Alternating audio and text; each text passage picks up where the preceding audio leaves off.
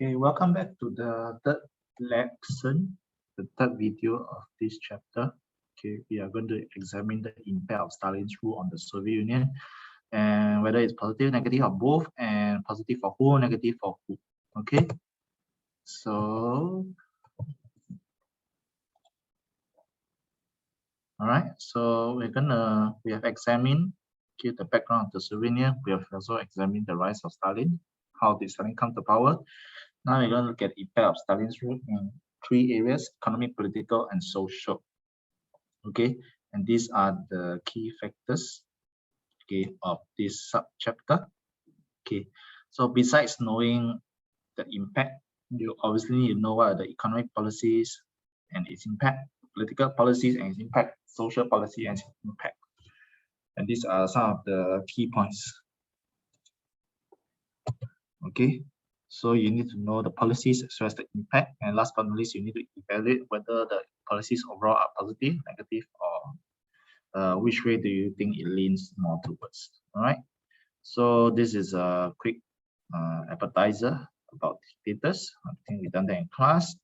Okay, so authoritarian leaders, dictators, why are we studying this in this part of syllabus? Because leaders who are very powerful, including dictators. Dictators are people who are countries, are people who rule a country by themselves. So it's a one-man rule.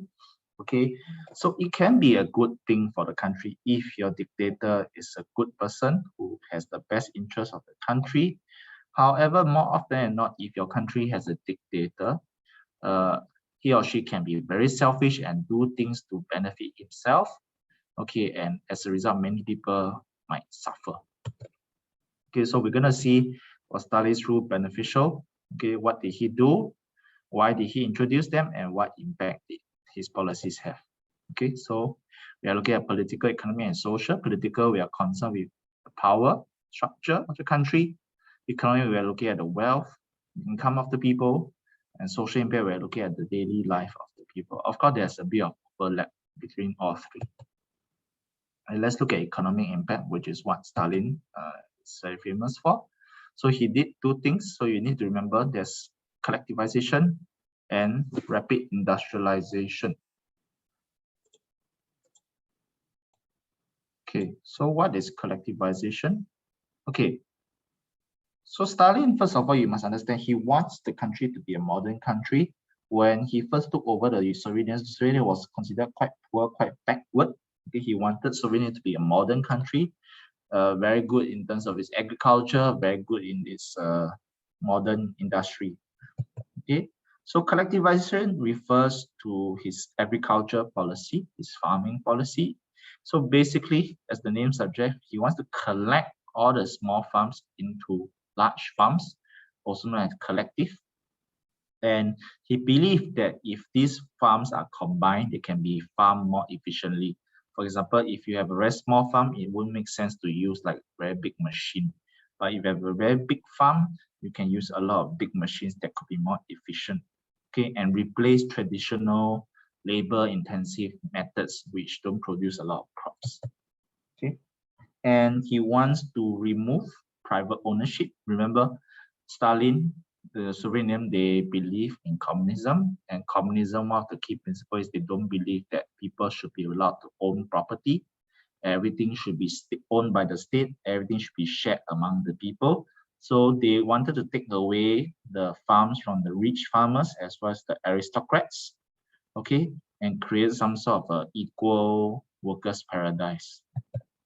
Okay, and last but not least, collectivization was also considered because if I become more efficient at farming, I can free up a lot of manpower to go and work elsewhere, notably the cities. They can work in the factories instead of having so many people working in the farms. And this will also help to fuel Stalin's economic policy, his second policy, which is industrialization. Okay, so it's trying to kill two birds with one stone, basically. Okay, so this was what Stalin envisioned it to be. If farms become more efficient through collectivization, it can provide food and workers to the city towns. And the city towns who build, for example, machines can in turn provide these machines to help farming to be more efficient. okay, like producing tractors and so on. Okay, so we have also examined this in class. Different groups will definitely have different viewpoints about collectivization.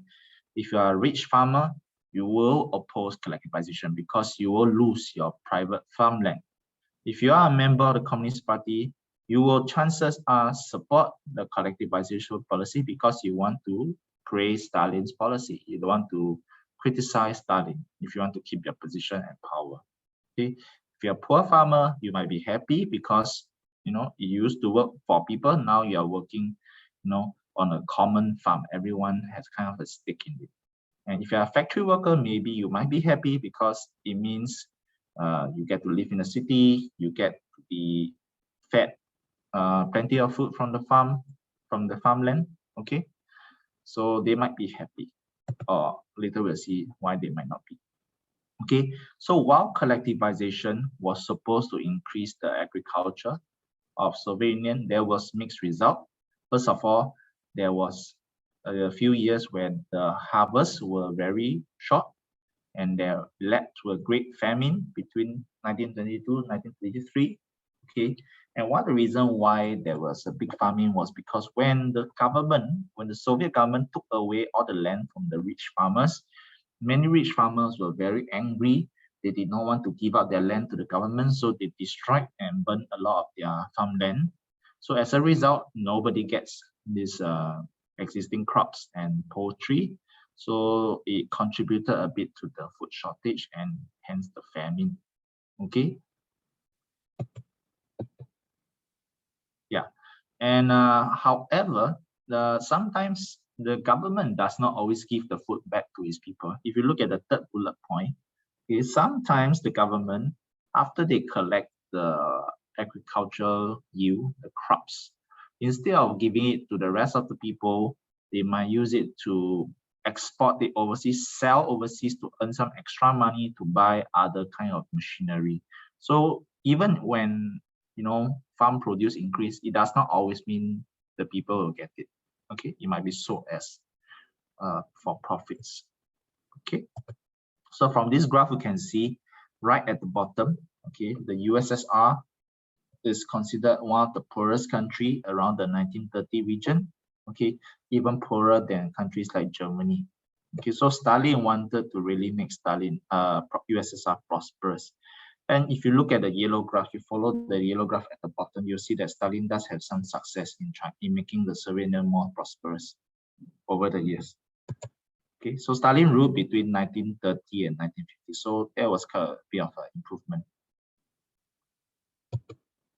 Okay, the second economic policy Stalin had was industrialization. Industrialization, you can think of it as factories. He wanted to create a lot of large factories that produce a lot of goods.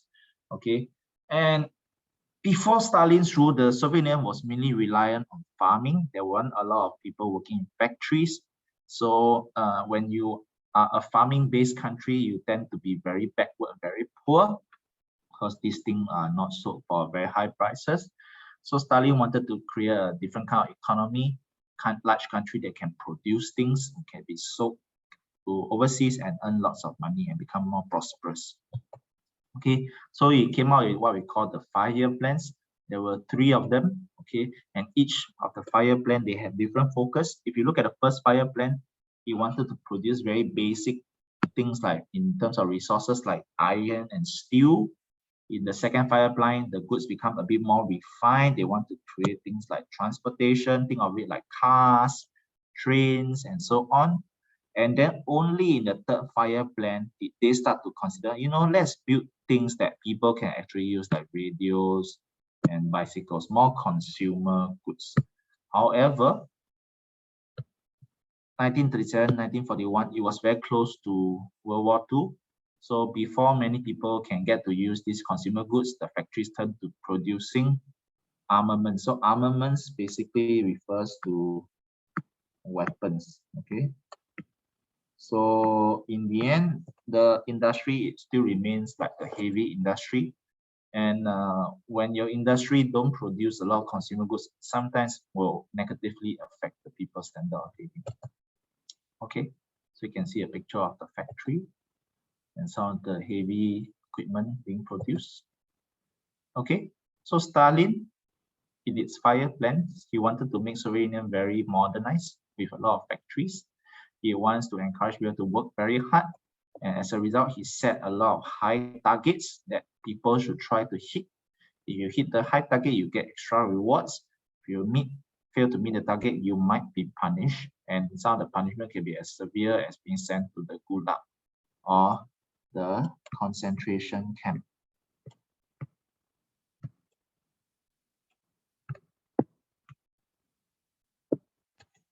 Okay. And to get people to work very hard, he used a lot of propaganda to, inspire people to work hard and serve your country, Okay. So, like collectivization, there was at first a bit of improvement. Okay. However, that result in the end was quite mixed. Okay. Although there was many jobs created, okay, other countries were facing things like the Great Depression. Russia was creating a lot of jobs, so it was very good. Okay, but why did I say mixed? Because even though people have jobs, but some of the things they produce were very bad. Goods they produce were very poor quality, because people were trying to hit the high target, so they anyhow produce the things. Okay, and many people, they just came from the farm, first time working in a factory, they are not properly trained to operate machines and produce good quality goods. Okay, and because Stalin ran a communist country, everything was planned by the government. So when the government tried to micromanage and plan everything, sometimes they can make mistakes.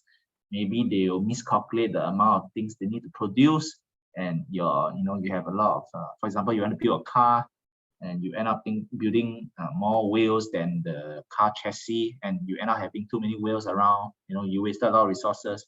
So it might be wasting a lot of resources because you never planned properly. Okay. So you can see, for example, the Stalingrad wanted to create a tractor, but they were only able to create very few tractors because there were a shortage of other parts. Okay. So yeah, as a result, many things were wasted. Okay, so in a nutshell, both collectivization and industrialization are both mixed results. They are both good and bad. Okay, and you need to know what they are. What's the good point and what are the bad points. Okay, the second part of this subchapter, we're going to look at political impact. We are considering how did people's power change. Okay, so we played the Manila game, and we know that Stalin was really a very terrifying ruler. He killed lots of people as part of the Great Terror, but he did not just want to look like a murderer. He also tried to cultivate an image of being a very fatherly, very nice person through the use of propaganda. Okay, so what's the Great Terror? So Great Terror, basically everyone is very terrified because many people were killed. Okay, especially first of all, army officers, because army officers, why were they killed? Because they were formerly loyal to Stalin's rival Trotsky. Okay, so many high-ranking generals were killed or sent into prison. Okay, and why were this bad? This will have a lot of negative consequences when Stalin eventually had to fight World War II, when your best generals have been killed by yourself. Okay, however, it's not just the generals, the army who were targeted. Basically, people who were against Stalin were targeted. And after Stalin got rid of them, he replaced them with younger members who will feel loyal. Okay, will feel loyal to Stalin because Stalin gave them now a higher position after he got rid of some people. Okay, so many people were removed from existence. Stalin made use of the secret police to make this happen. And like I said, not only were the army targeted, basically anybody can be targeted, whether you're a peasant, whether you're a scientist. Okay, as long as you are opposing Stalin's rule, you can be targeted. And they often conduct this thing called show trial to make you confess, maybe through torture, maybe they threaten your family members, so everyone will confess. Okay. So a labor camp, many people being died, as shown in this cartoon. Okay, so what is the impact of this Great Terror? Okay, it definitely weakened the strength of the country. For every person that the country loses, you lose a worker, you lose a soldier that could have been put to better use. Okay, and just now I mentioned the loss of the experienced commanders will have an impact on the Soviet Union's ability to defend itself during the war later. Okay, but as a result of all this, the only winner, really, you can say, perhaps, is Stalin, because Stalin became extremely powerful and no one dared to challenge him for the rule of the country. Okay. However, Stalin also wanted to rule with compassion, or look like he had compassion, so that people continue to support him instead of thinking he's a tyrant, he's a brutal dictator.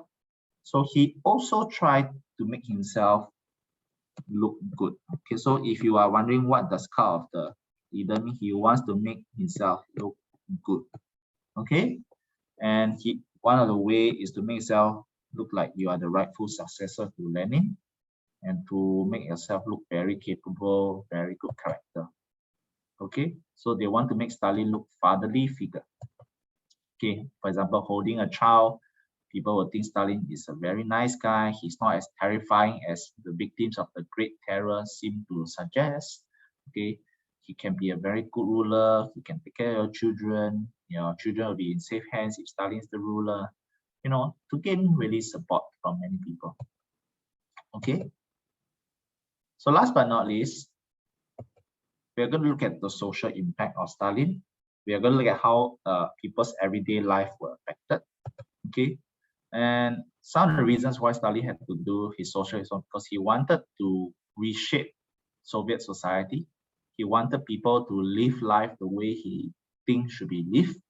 Okay, he also genuinely wanted to make the country not only prosperous, but also for the people to also benefit. Okay, he wants to be a good ruler, basically. And to do so, he thinks he needs to sacrifice certain things like freedom. He wants to create a totalitarian state. Okay, so totalitarian, it's a big word. Think of it as full control, total control. Okay, he wants people to lose their freedom so that everyone behaves themselves, everyone do the right thing, the country benefits, everyone benefits. Okay, however, Stalin was not very successful. Okay, there was a fall in standard of living, like I mentioned just now. When many people moved to the cities became very crowded. It was not a very pleasant place to stay. Okay, and just now I also mentioned there were things like famine that were affecting people's life, okay, daily life a lot. Okay, there was shortage of food. There was also shortage of consumer goods because the fire plan focused on think of it as they're producing big machines that people can't actually use. Okay, so a lot of people, they don't have a lot of food, they don't have a lot of useful things to use.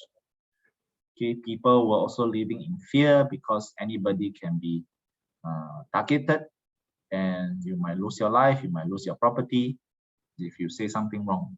Okay, so people were very fearful, definitely not a very good thing to always have. Okay, Stalin also tried to improve people's life through education. Okay, but however, many of it was really propaganda because he wants to really get a new generation to support him and build their loyalty towards Stalin. Okay, so but you can think of it as something positive also, because education is always better than no education, right? Okay, he also wants people to be an ideal worker, a new Soviet man. Basically, you can think of it as a ideal hard working person.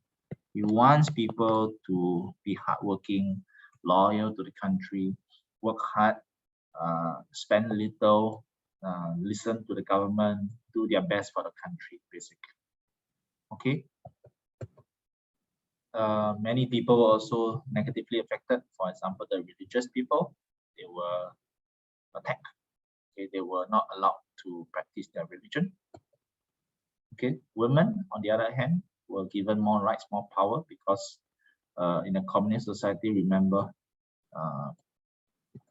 is quite equal. Okay, we want to treat men and women equally also. Okay, so women get a chance to work for a very long time.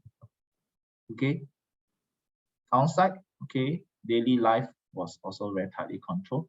Okay, people have no freedom of speech. There were a lot of propaganda. Okay, there were a lot of praising of Stalin through the propaganda. And if you refuse to comply, or if you dare to oppose, okay, you might be targeted, arrested. Okay, I think this is the last point. Okay, so there are also not just Russians living in USSR. There are many ethnic groups like the Poles, the Ukrainians, and these people were all targeted by the central government in the Soviet Union. So many of the people who were against, the Soviet Union ruling over them, they were also eliminated, and many of them were forced to learn and pick up the Russian culture. So because they want the Russian culture to be the majority culture. Okay, so many people lost basically their freedom to be themselves. Okay, so in a nutshell, okay, the impact of Stalin's rule. Okay, Stalin definitely can be considered a good leader because he tried to change the Soviet Union, but his measures were very extreme, and oftentimes because they were so extreme, he has very extreme impact also. And sometimes maybe he has unintentionally caused many of his people to suffer tremendously because of his extreme policies. Okay, last but not least, I want to share with you, okay, when someone joins a government and try and do something for a country, progress is not guaranteed. Countries can become prosperous, countries can also become poor. Okay, people like Stalin, they may try to change the country and make it better, but it does not always mean they'll succeed. Okay, and when you do something, some people benefit, some people may suffer. It's not always so straightforward like saying, oh, I do something, everyone will benefit. There will often be losers in every situation. Okay, and last but not least, one thing for you to consider, is Stalin's rule really bad? When many of the workers, they sacrifice, like consumer goods, is it really bad? Okay, I give you an example. If instead of building bicycles for the people to use, okay, consumer good like bicycles, Stalin, I asked the factory to produce heavy machinery like tanks, or airplanes, weapons. People can't use them. You can't use it to improve your life, your daily life. But in the long term, maybe it's better for your country because you have this heavy machinery that can make your country strong. Okay, and when the war comes, they realize, it comes in very handy. So while it may be bad now, it doesn't mean it wouldn't be better for you in the future. Okay, so that's something for you to think about. Okay, with that, I'll end the video for this subchapter. The next video series will explore how did Hitler come to power and what was the impact of his rule on the people in Germany.